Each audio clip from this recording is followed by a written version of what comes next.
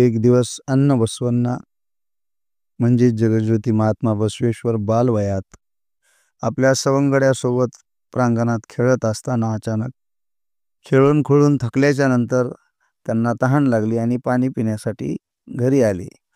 घरी आल्याच्या नंतर मातोश्रीला प्यायला पाणी मागितलं. तर आई म्हणते, बाळ, तुझ्या बाबांची पूजा चालू आहे आणि पाणी सगळं सोहळ्यात आहे. पूजा झाल्याशिवाय पाणी मिळणार नाही आणि खायलाही मिळणार नाही.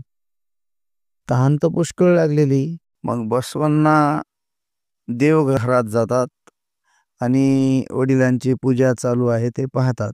देवाने गच्च भरलेलं अनेक देवतेंची त्या देवघरात झालेली गर्दी.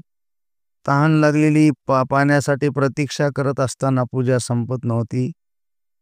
दरवाजा जाऊन पाहतात तर गणपतीची पूजा चालू होती.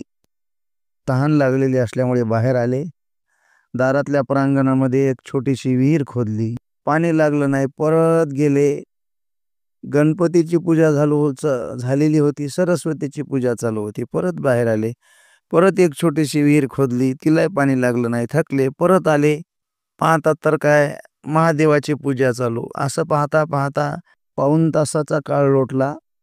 आतमध्ये जायचं, बाहेर यायचं, विहीर खोदायची. आतमध्ये जायचं, पाहायचं, पूजा झालेली नाही. बाहेर यायचं, विहीर खोदायची. ज्यावेळेस वडिलांची पूजा झाली ते बाहेर येऊन पाहतात तर काय, बसवनाने सगळं अंगण खोदून टाकलेलं होतं. बसवनाचे पिता म्हणतात, बाळ, हे काय केलंस तू? बालवयातले बसवण्णा गोड असं सुभाषित बोलत होते. ते म्हणतात, बाबा, मला तहान लागली. मी आईला पाणी मागितलं. आईनं सांगितलं की पाणी सोहळ्यात आहे.